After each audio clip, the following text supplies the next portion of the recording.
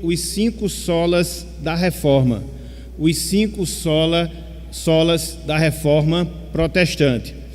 Por que nós estaremos estudando essa série? Por uma razão muito simples. No próximo domingo, com a graça de Deus, dia 31 de outubro, nós estaremos completando mais um ano, mais um aniversário da Reforma Protestante. E lá se vão 504 anos. 504 anos. Talvez hoje não muito, mas aqueles que são crentes mais antigos, pelo menos de 30, 40 anos para trás, estão familiarizados, com essa expressão, com esse termo, Reforma Protestante, até porque este era um dos nomes com os quais nós éramos designados por parte das pessoas não salvas. Fulano de tal é um protestante, fulano de tal é um protestante. Infelizmente, ao longo do tempo, foi se assumindo mais a nomenclatura evangélica e, de certa forma, a gente perdeu um pouco da nossa identidade e esquecemos um pouco em relação à nossa história. Contudo, sempre é necessário, contudo, sempre é positivo nós estarmos voltando aos antigos caminhos, a estar recordando aqueles fatos, aqueles acontecimentos fundamentais, principalmente para a história do povo de Deus, para a história da Igreja de Cristo aqui na Terra. E quando nós consideramos esses fatos importantes que marcam, que caracterizam a Igreja de Cristo, a história da Igreja de Cristo, com certeza a Reforma Protestante é um deles ou um dos principais. Quando Martinho Lutero, um monge agostiniano, ele apregoa justamente no dia 31 de outubro de 1517 as suas 95 teses na Catedral de Wittenberg, na Alemanha. E quando Lutero ele se dispôs a fazer isso, ele na verdade não estava tentando fazer uma outra igreja, criar uma outra denominação. Não, infelizmente esta acusação a gente acaba recebendo, sobretudo dos romanistas, sobretudo dos católicos romanos. Contudo, quando nós estudamos um pouco a história, quando nós estudamos um pouco do movimento da Reforma Protestante, a intenção inicial, a intenção do coração de Lutero era chamar a igreja cristã até então a uma reflexão em relação às suas práticas, em relação às suas posturas, em relação às suas ações e, sobretudo, confrontá-las à luz da palavra, à luz das Escrituras Sagradas. Infelizmente, esse intento dele acabou não tendo objetivo, no sentido daquilo que ele se dispunha, mas iniciou, desencadeou aquilo que nós chamamos de Reforma Protestante, movimento do qual nós pertencemos, razão pela qual hoje nós estamos aqui e somos crentes e crentes em Cristo Jesus. Então, quando nós falamos da Reforma Protestante, na verdade nós temos um tema um tanto quanto amplo, porque você pode trabalhar dentro desse tema da Reforma Protestante a questão religiosa, você pode trabalhar a questão política, a questão cultural, a questão geográfica. Então, a reforma foi muito mais do que um movimento religioso, até mesmo afetou a nossa visão em relação à economia. Contudo, nós não vamos entrar em todos esses detalhes. Eu quero que a gente foque mais na questão bíblica, na questão doutrinária que está envolvida ou que a Reforma Protestante ela envolve. Então, quando nós falamos da Reforma Protestante, a gente associa logo as verdades centrais que estiveram presentes nesse movimento. Verdades essas que a gente vai trabalhar começando hoje. Inclusive, a gente acabou de cantar, nesse último cântico, as 5 verdades que centralizavam, que caracterizavam o movimento da Reforma Protestante no que diz respeito à doutrina, no que diz respeito ao ensino da palavra do Senhor. E aí é onde vem o que nós chamamos de 5 solas, os 5 somente, ou os 5 só, vamos assim dizer, da Reforma. O resumo doutrinário, o resumo bíblico que marcou e que marca o movimento do qual eu, você, todos nós fazemos parte. E quais foram essas verdades centrais? Quais são esses 5 solas? Sola Escritura, ou seja, somente a Escritura. Solus Christo, somente Cristo. Sola Gratia, somente a graça. Sola Fide, somente a fé. E Soli Deo Glória, somente a Deus toda glória. Então, quando nós pensamos em Reforma Protestante, a gente não pode deixar de considerar esses 5 pontos, essas 5 verdades, essas 5 balizas, vamos assim dizer, que marcam o movimento, repito, do qual nós fazemos parte. Então, hoje, meus irmãos, hoje, minhas irmãs, depois desse breve resumo histórico, nós iremos nos ater ao primeiro dos solas, sola escritura, somente a escritura. E o que é que esse sola defende? O que é que esse aspecto defende? Defende a autoridade das escrituras, defende a autoridade da palavra de Deus, acima de tudo, acima de todos. Então, quando nós escutamos essa expressão, sola escritura, é essa a verdade que deve vir à nossa mente. É essa a verdade que deve estar presente nos nossos corações. A Bíblia, a palavra de Deus, é a nossa única autoridade, não só para questões de fé, de crença, mas também para questões de prática, conduta, ação. E aí você pode perguntar, mas eu já sei disso. E aí você pode perguntar, mas eu já aceito isso. Bem, quando a gente volta um pouco para o passado, principalmente há 500 anos aproximadamente, a gente percebe, meus irmãos, a gente percebe, minhas irmãs, que essa não era a realidade, que esse não era o fato. Por quê? Até então vigorava a autoridade da igreja. E aqui eu digo a Igreja Católica Apostólica Romana.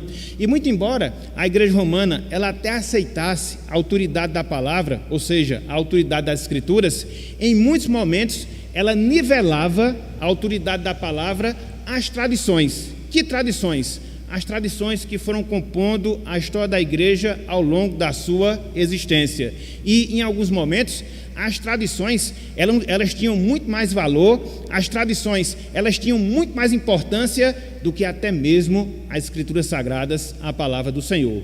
Então foi sobre isso que os reformadores eles contestaram também. Não, a Bíblia é a nossa única autoridade, é ela que deve definir a nossa crença. É ela que deve definir a nossa ação, é ela que é a nossa bússola para a direção da nossa vida enquanto nós estivermos aqui nesse mundo. Então, uma vez que nós somos protestantes, uma vez que nós somos fruto do movimento da Reforma Protestante, essa é a verdade, primeira verdade central que nós devemos crer, aceitar e defender. Somente as Escrituras, somente a palavra de Deus, somente a Bíblia Sagrada. E dentro desse aspecto, ou seja, dentro desse sola, conforme nós vamos estudar hoje de noite, nós queríamos trabalhar pelo menos 3 pontos. Nós queríamos trabalhar pelo menos 3 divisões. Em primeiro lugar, eu queria que nós considerássemos a base bíblica sobre a qual repousa a verdade de que a Bíblia é a nossa autoridade. Vai ser o primeiro momento do nosso estudo. Em segundo lugar, a gente vai considerar o testemunho do Espírito Santo para nos dar essa crença, para nos dar essa convicção, ou seja, que a Bíblia é a nossa autoridade final. E a gente vai ver, no terceiro momento, em terceiro lugar, a necessidade de nós termos a Bíblia como autoridade final para as nossas vidas. Então, a gente vai procurar seguir esse roteiro, a gente vai procurar seguir essa sequência, nos voltando para a palavra e aprendendo o que ela nos ensina acerca da sua própria autoridade. E depois que nós expormos o nosso conteúdo, a gente vai abrir aí algum tempo para os irmãos comentarem, perguntarem e assim a gente poder interagir mais. Então, vamos lá. Em primeiro lugar, a base da autoridade das Escrituras. A base da autoridade da palavra do Senhor. Por que será, meus irmãos? Por que será, minhas irmãs, que nós defendemos que a Bíblia, ela é sim a nossa autoridade final? Repito, em relação às nossas crenças, repito, em relação às nossas ações. Por que será que nós devemos ter essa confiança? Por que será que nós devemos ter essa convicção? Porque Deus, meus irmãos, minhas irmãs, confere autoridade à sua palavra. Deus, o próprio Deus, Ele dá, Deus, o próprio Deus, Ele confere às Escrituras Sagradas, a palavra de Deus, a Bíblia, essa autoridade que vem do próprio Deus, que vem do próprio Senhor. De sorte que quando a gente rejeita a autoridade da Bíblia, de sorte que quando a gente rejeita a autoridade das Escrituras, na verdade, no fundo, nós estamos rejeitando ao próprio Deus, nós estamos rejeitando ao próprio Senhor. Na verdade, essa foi a luta dos reformadores. Trazer esse princípio, trazer essa verdade para o coração da igreja até então. Conforme nós falamos, o que vigorava era a tradição da igreja, o que vigorava era a tradição dos clérigos, e aí faltava esse ponto, faltava essa verdade, ou seja, de se reconhecer a Bíblia como autoridade final. E aí nós podemos nos perguntar, e aí nós podemos nos indagar, mas quais seriam as razões? Quais seriam os motivos? Por quais razões, por quais motivos eu posso crer e devo crer que a Bíblia é a autoridade final para a minha vida? Nós temos muitos, meus irmãos, nós temos muitas, minhas irmãs. Eu vou tentar aqui sintetizar em algumas razões, em alguns motivos pelos quais a gente deve crer na autoridade da palavra de Deus, na autoridade das Escrituras Sagradas. Em primeiro lugar, aquilo que nós chamamos de fórmulas proféticas. Em primeiro lugar, aquilo que nós chamamos de fórmulas proféticas. Eu não sei se vocês perceberam, eu não sei se vocês já notaram, mas quando nós olhamos o Antigo Testamento, sobretudo quando nós olhamos os profetas, sejam eles os profetas maiores, sejam eles os profetas menores, via de regra, quando nós observamos os escritos proféticos, a gente encontra as seguintes expressões: assim diz o Senhor, ouvi a palavra do Senhor, ou a palavra do Senhor veio para mim. Já perceberam isso? As inúmeras vezes que isso ocorre, já se fez a conta, e aproximadamente 3.808 vezes essas expressões, elas aparecem no Antigo Testamento. 3.808 vezes essa expressão, ela aparece no Antigo Testamento. E o que é que elas nos ensinam? O que é que elas nos mostram?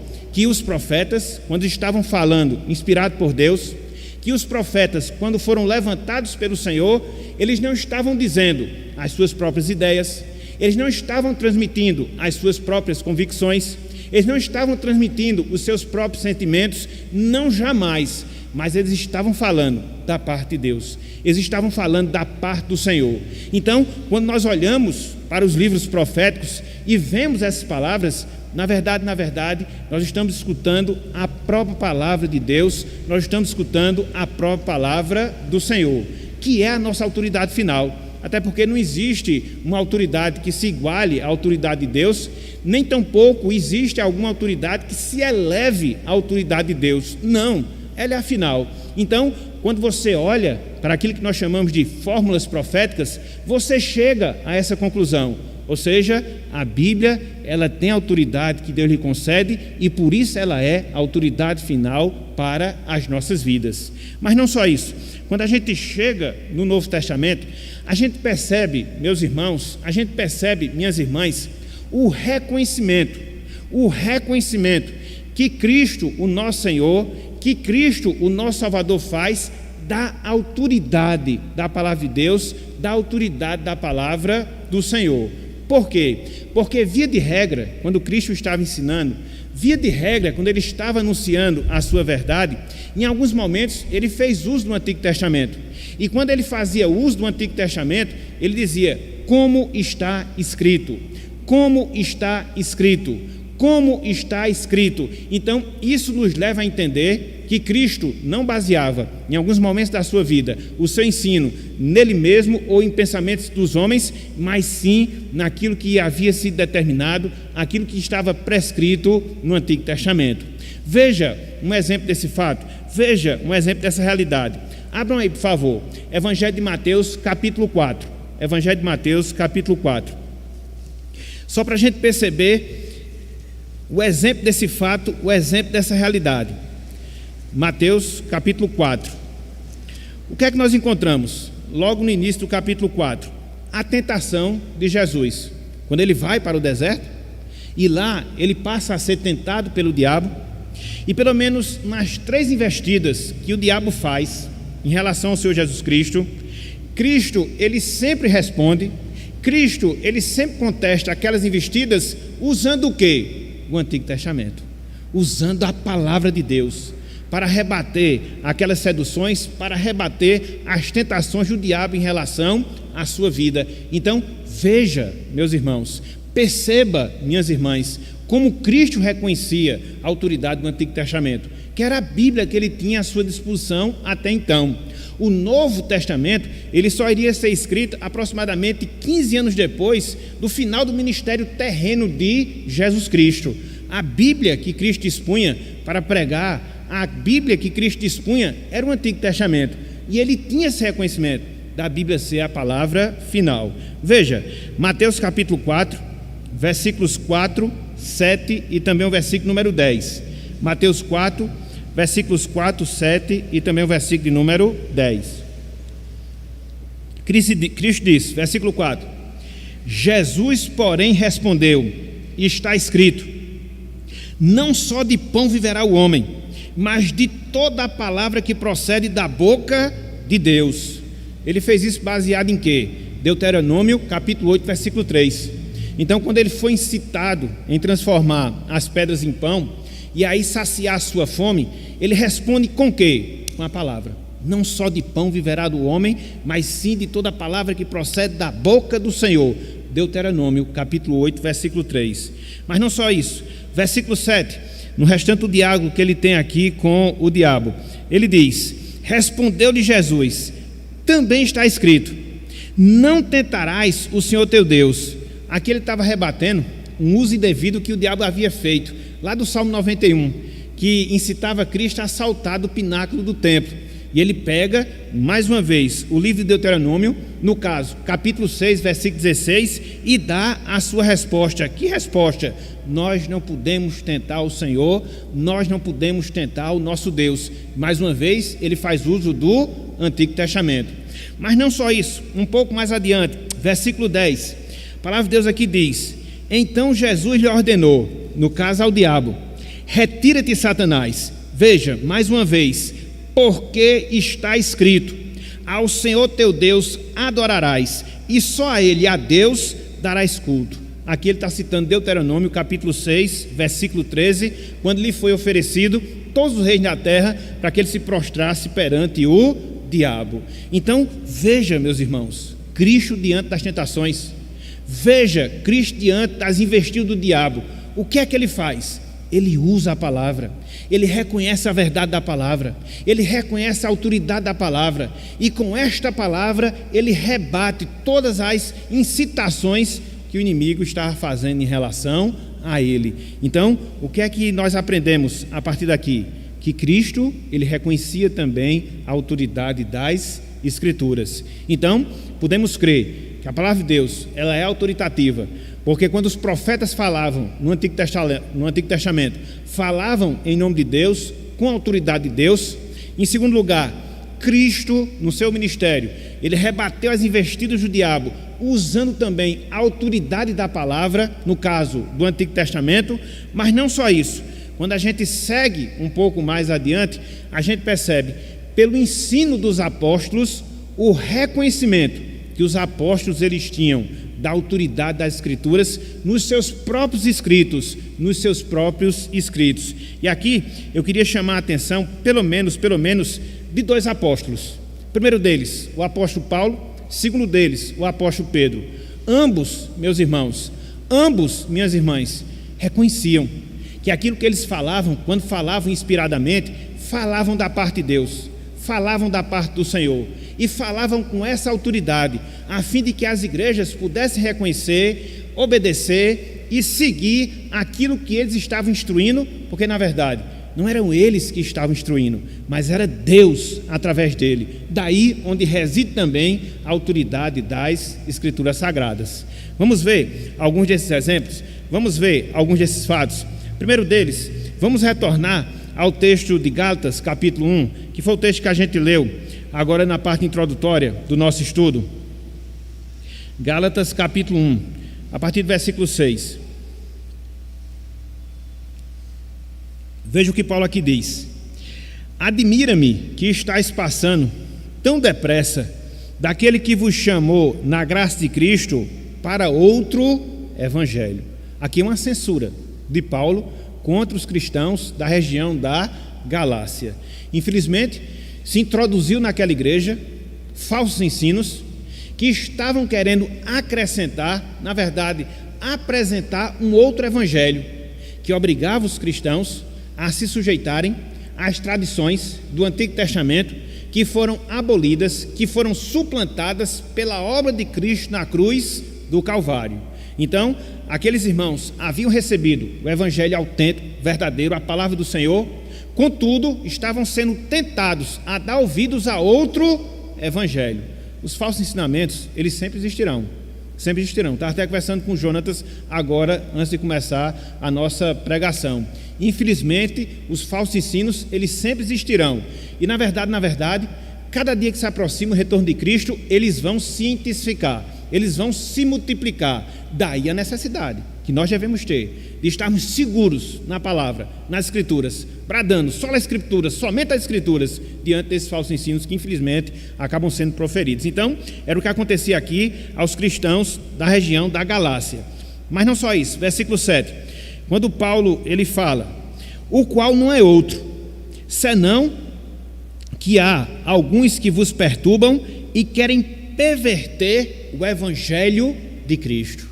Então, aqueles falsos ensinos que estavam sendo incluídos ou estavam sendo tentados incluir ali nas igrejas da Galácia, eles queriam o quê? Se contrapor ao evangelho de Cristo, o evangelho puro, o evangelho verdadeiro. Aí, olha só o que Paulo fala no versículo 8.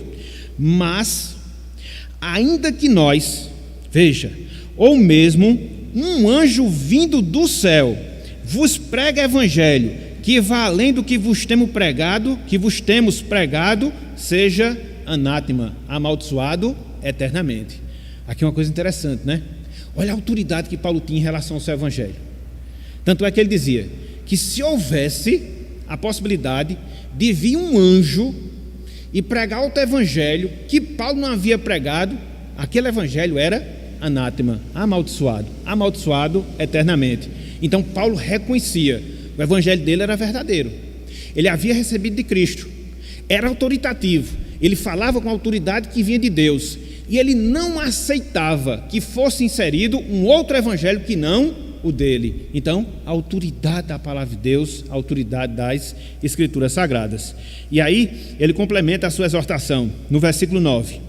Assim como já dissemos, e agora repito, veja, se alguém vos prega evangelho que vá além daquele que recebestes, seja anátema. Então, mesmo que venha, meus irmãos, mesmo que venha, minhas irmãs, Marone, o anjo dos mormons, né, querendo apresentar um outro evangelho, seja anátema. Mesmo que venha as novas revelações de Ellen White, caracterizando a igreja adventista, seja anátema. E aí vai, o evangelho da prosperidade de Benny Hinn, e por aí vai. Então, isso é que na prática nós chamamos de autoridade das Escrituras e o efeito que ela gera nas nossas vidas. Então veja, Paulo, ele falava com essa autoridade, ele falava com essa firmeza. Mas não só, aqui na carta aos Gálatas. Vamos um pouco mais adiante. Abram aí, por favor. 1 aos Tessalonicenses, capítulo 2, versículo 13. 1 aos Tessalonicenses,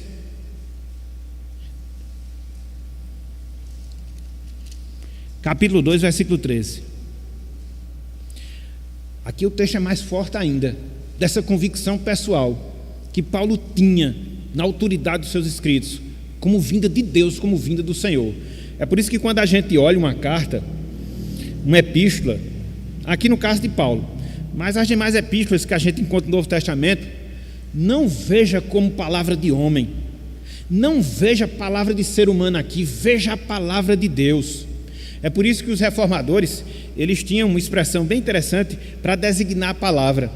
Eles diziam que a palavra era a vox Dei, ou seja, a voz de Deus, a própria voz de Deus. Então, quando a gente prega a palavra, anuncia a palavra, na sua interesse, na sua simplicidade, a gente está fazendo o quê? Falando o próprio Deus, ou ensinando a palavra do próprio Deus. Então, veja o que ele fala aqui, 1 aos Tessalonicenses, capítulo 2, versículo 3.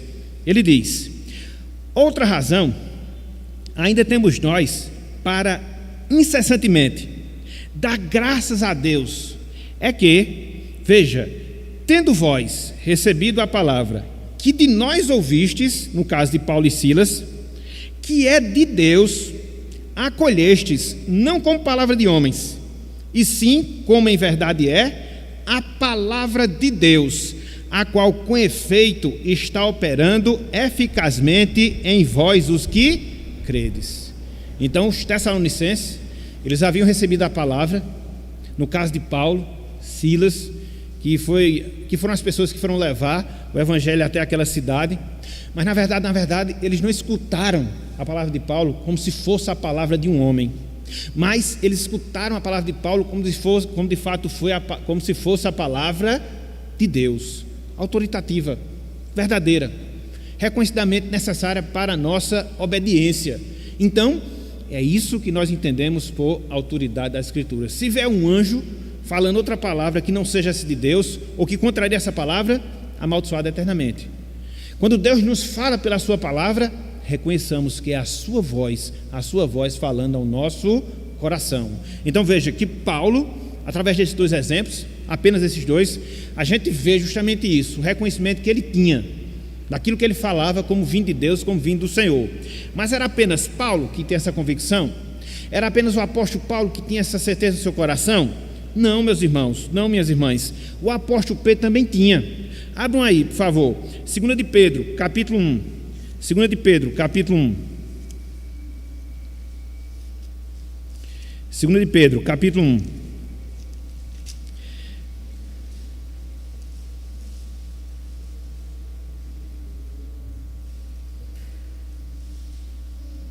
A partir do versículo 16. 2 de Pedro, capítulo 1, a partir do versículo 16. Veja o que diz aqui a palavra.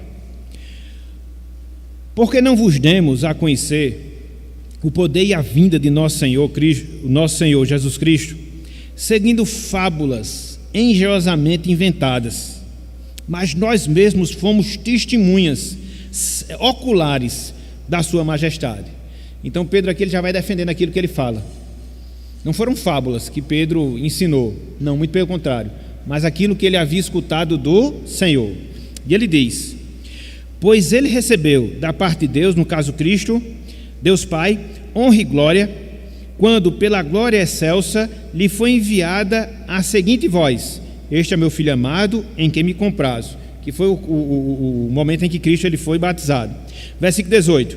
Ora, esta voz vinha do céu, nós a ouvimos quando estávamos com ele no Monte Santo. Temos assim tanto mais confirmada a palavra profética, e fazeis bem em atendê-la, como a uma candeia que brilha em lugar tenebroso, até que o dia clareie e a estrela da alva nasça em vosso coração.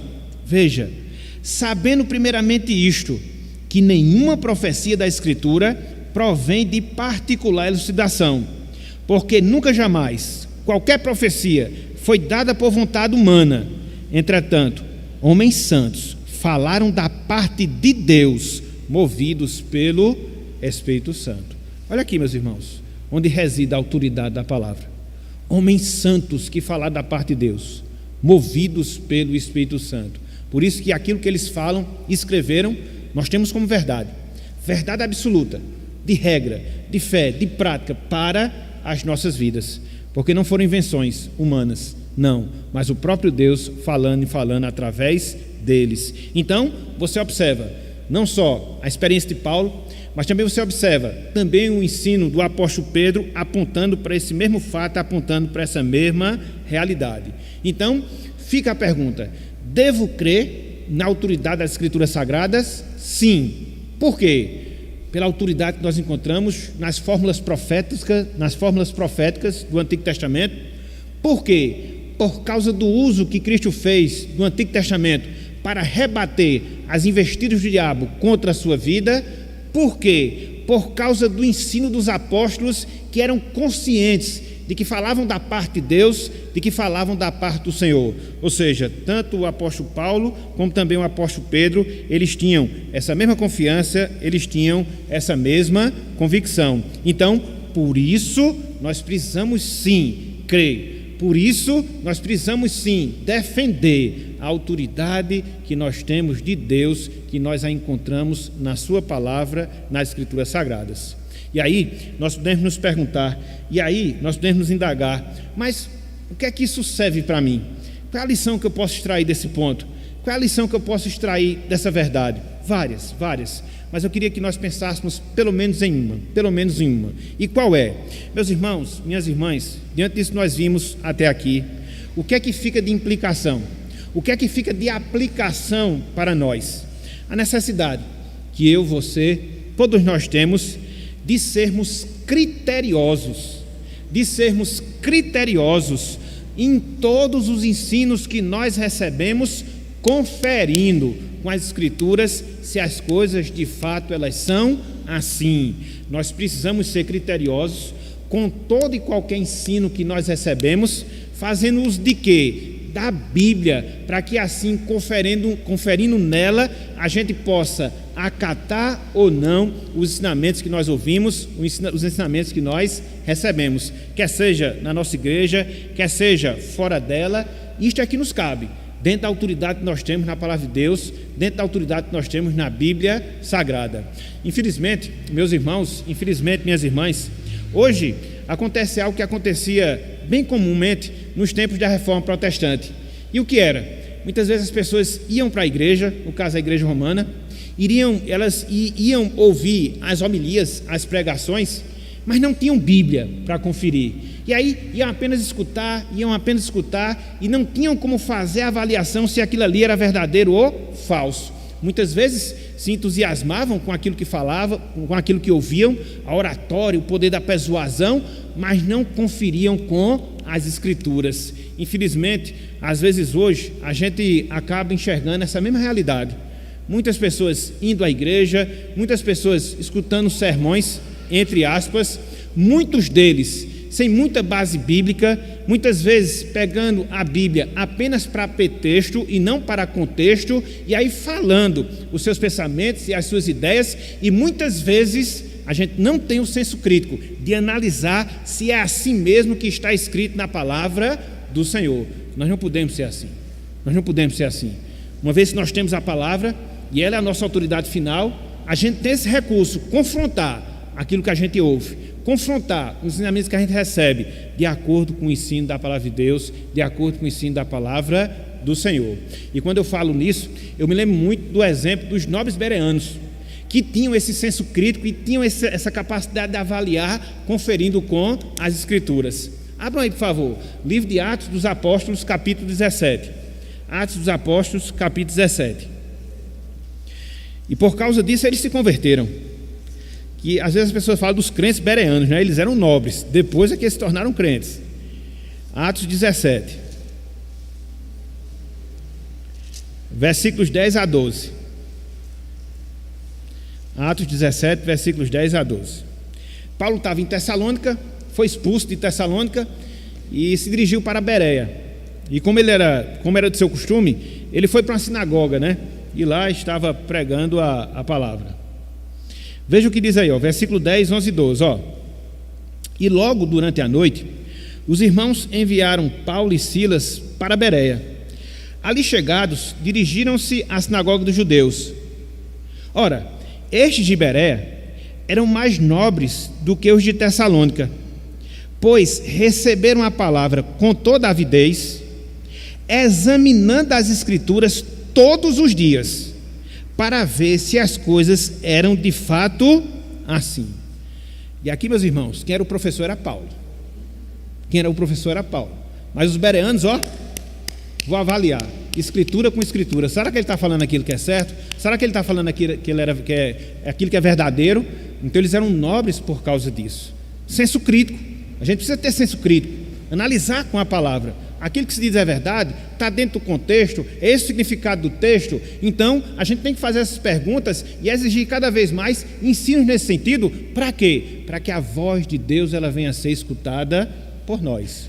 Porque quanto mais fiéis às Escrituras Sagradas, quanto mais fiéis ao texto sagrado, mais nós temos a voz de Deus falando aos nossos ouvidos. o contrário também é verdade. Então, a necessidade de nós sermos criteriosos. E só para mostrar aqui, o efeito disso na vida daqueles irmãos, versículo 12. Com isto, muitos deles creram, mulheres gregas de alta posição e não poucos homens. Então, o critério em ouvir a palavra promoveu a salvação nos seus corações. E se nós já somos salvos, mais criteriosos nós devemos ser. Para quê? Para que nós cresçamos e cresçamos espiritualmente. Então, sejamos criteriosos com os ensinos que recebemos, conferindo com as próprias Escrituras. Então, em primeiro lugar, o que é que eu queria mostrar para vocês? A base. De quê? Da autoridade da palavra. Só a Escritura. Mas não só isso. Em segundo lugar, eu queria trabalhar com vocês o testemunho que o Espírito Santo dá ao nosso coração sobre a autoridade da palavra, sobre a autoridade das Escrituras Sagradas. Por que nós falamos isso? Por uma razão muito simples. Eu acabei de mostrar aqui, pelo menos, 3 razões, 3 motivos que comprovam a autoridade da palavra. Contudo, por mais que eu tenha persuasão, por mais que eu seja claro em colocar esses ensinos, se o Espírito Santo, meus irmãos, se o Espírito Santo, minhas irmãs, não abrir o nosso coração, não abrir a nossa mente, para que nós reconheçamos a autoridade da palavra, todo nosso trabalho será vão. Todo nosso trabalho será vão. Então, para que nós creiamos, para que nós firmemos a nossa convicção na autoridade das Escrituras, a gente precisa que o Espírito Santo opere no nosso coração, que Ele opere na nossa vida e que Ele nos dê, Ele nos forneça essa convicção no nosso coração. Veja que até nisso Deus também trabalha na nossa vida, até nisso, até mesmo para nós reconhecermos a autoridade da Sua palavra, até mesmo para nós reconhecermos a autoridade das Escrituras Sagradas. E onde é que nós encontramos isso? Na Bíblia, não pode ser diferente, né? Então vamos lá, 2 Coríntios, capítulo 3, 2 Coríntios, capítulo 3. Até porque a gente falar de autoridade nas Escrituras, sem falar nas Escrituras, aí é contraditório, né? Vamos lá, 2 Coríntios, capítulo 4, melhor dizendo, versículos 3 e 4, e depois o versículo 6.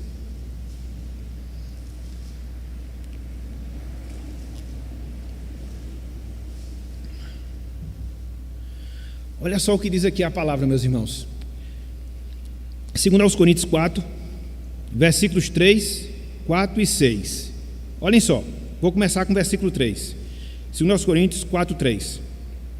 Mas, se o nosso evangelho ainda está encoberto, é para os que se perdem que está encoberto, nos quais o Deus desse século cegou o entendimento dos incrédulos, para que não lhes resplandeça a luz do evangelho da glória de Cristo, o qual é a imagem de Deus. O que é que Paulo está falando aqui? Ele está explicando a razão pela qual o incrédulo permanece incrédulo e não reconhece a palavra como verdade, não reconhece as Escrituras como palavra de Deus, porque o Deus desse século cegou o seu entendimento. O diabo faz isso, desvia a atenção das pessoas para que elas não venham reconhecer. Somando-se a isso, o próprio estado natural das pessoas mortas em delitos e pecados acentua mais essa triste situação. Então, o homem, deixado à sua própria sorte, o homem, a depender da sua própria capacidade, jamais, meus irmãos, jamais, minhas irmãs, eles terão capacidade de reconhecer a autoridade da palavra. Aí você pode perguntar, mas se Deus operar? Aí o negócio muda completamente. E é isso que o apóstolo Paulo vai falar, agora no versículo 6. Olhem só o que ele nos diz aqui, 2 Coríntios, capítulo 4, versículo 6. Veja, porque Deus que disse, das trevas resplandecerá a luz, Ele mesmo resplandeceu em nosso coração, para a iluminação do conhecimento da glória de Deus na face de Cristo.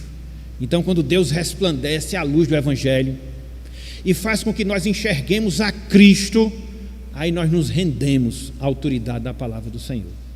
E quando é que isso acontece? No próprio processo de regeneração, no próprio processo de transformação espiritual. Por isso que a gente prega.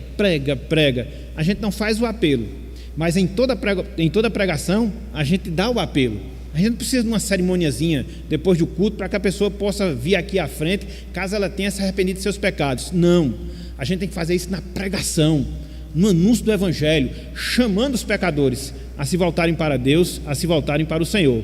Dentro dessa perspectiva, dentro dessa crença, se Deus abrir o entendimento daquela pessoa, ela há de vir a Cristo, ela há de reconhecer Ele como Salvador, ela há de entender a verdade da palavra, ela há de se dobrar ao senhorio de Jesus Cristo na sua vida. Isso é que é fé.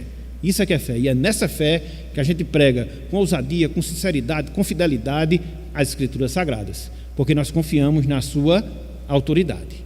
Então, em segundo lugar, de maneira mais curta, o testemunho do Espírito Santo sobre a autoridade das Escrituras. Mas isso já nos leva a um terceiro ponto. E qual é o terceiro ponto? A necessidade da autoridade das Escrituras. A necessidade da autoridade das Escrituras.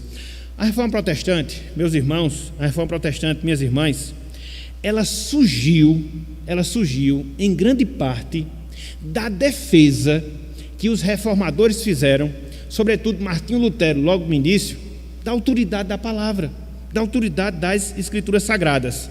Por quê?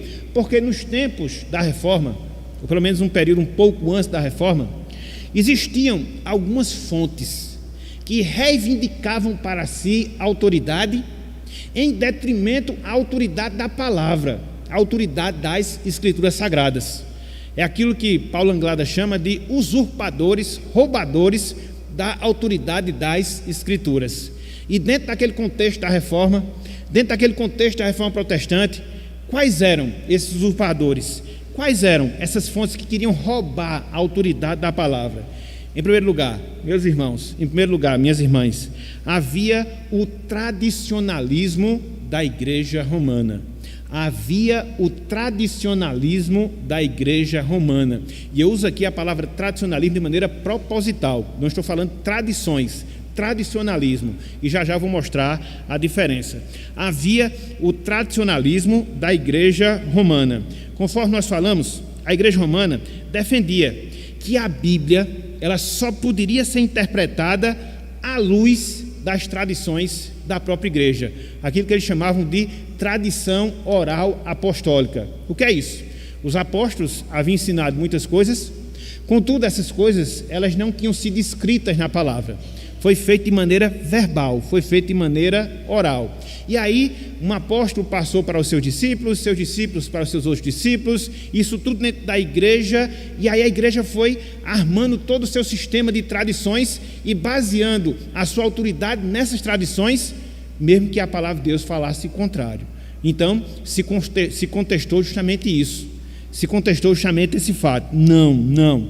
E por causa dessa visão que a igreja romana tinha, somente os clérigos, sobretudo o Papa, eles tinham poder de ensinar a palavra, eles tinham capacidade de interpretar a palavra, ninguém mais.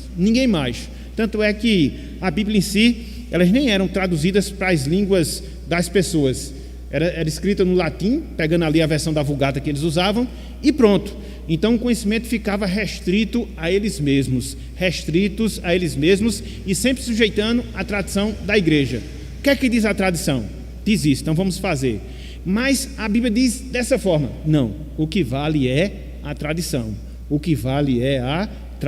Então, Martinho Lutero, ele contestou firmemente esse pensamento. E houve um determinado momento da sua vida, depois de 4 anos que ele começou a Reforma Protestante, que ele foi desafiado a se retratar dos escritos que ele havia feito, contestando essa autoridade das tradições, no caso das tradições da Igreja Romana. E aí, naquilo que nós chamamos de Concílio de Worms, em 1521, ele diz o seguinte, e aqui eu vou falar um trecho um tanto longo de Lutero, mas mostrando o pensamento que ele tinha e como o seu coração era sujeito, não à tradição da Igreja Romana, mas sim à autoridade da palavra. Ele diz: a não ser que seja convencido de erro pelo testemunho da Escritura, visto que não dou valor à autoridade não provada do Papa e dos concílios, por ser claro que eles muitas vezes erram e frequentemente se contradizem, por um raciocínio evidente, continuo convencido pelas Escrituras, às quais apelei, e minha consciência foi feita cativa pela palavra de Deus.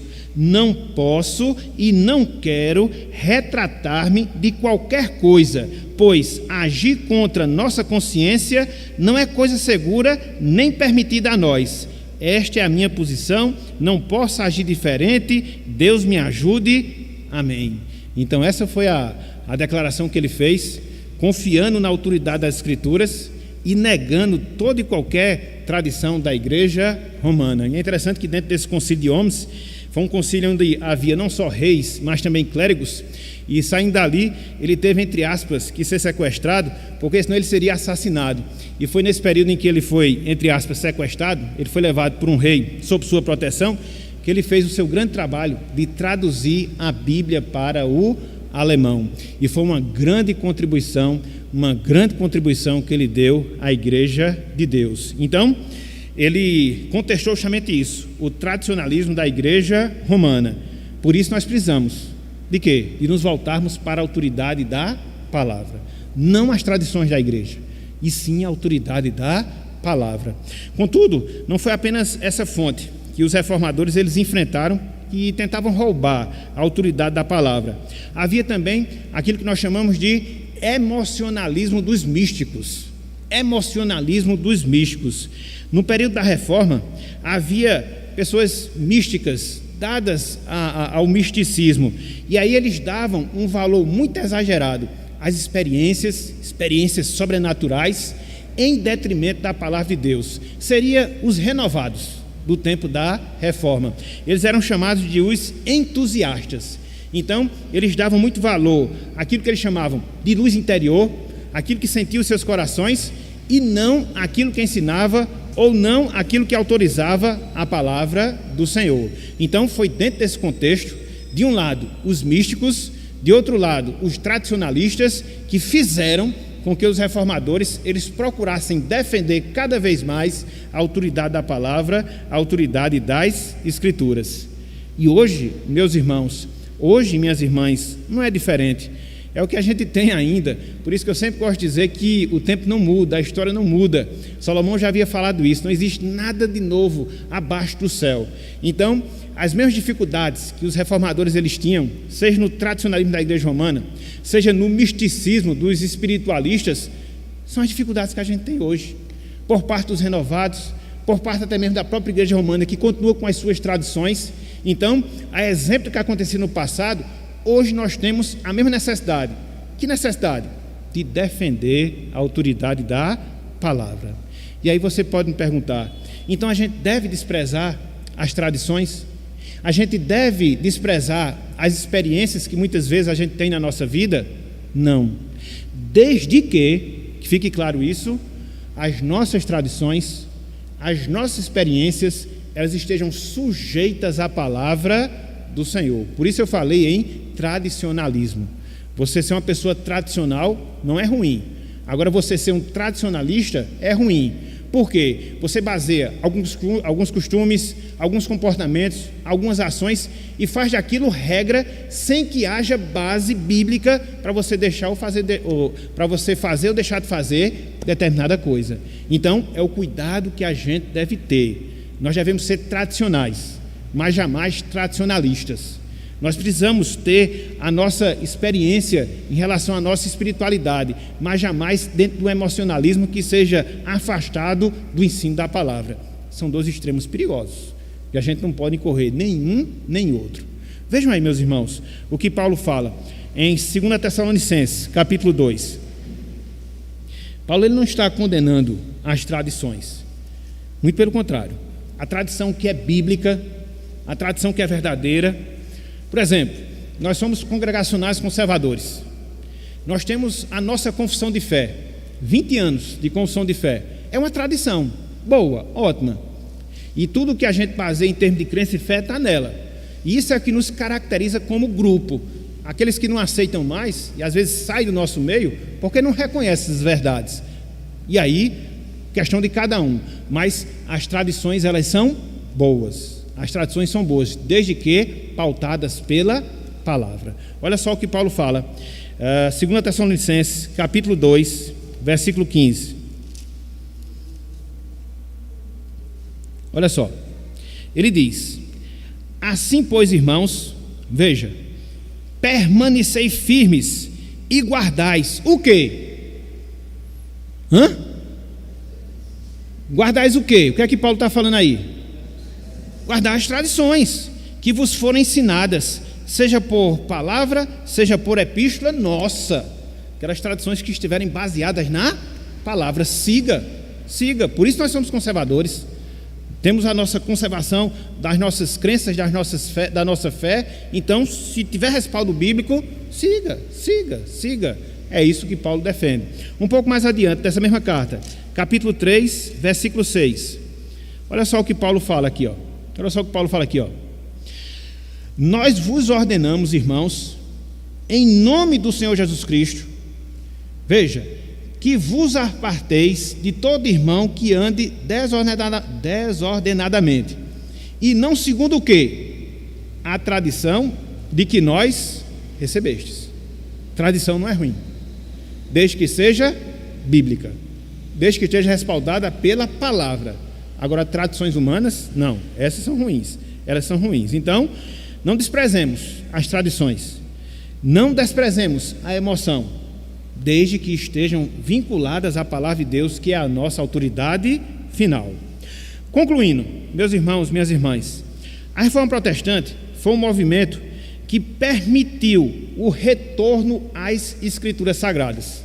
Na verdade, esse era um anseio, o desejo de Lutero, fazer com que a Igreja Romana voltasse para a palavra. Por quê? Ela havia desvalorizado as Escrituras Sagradas.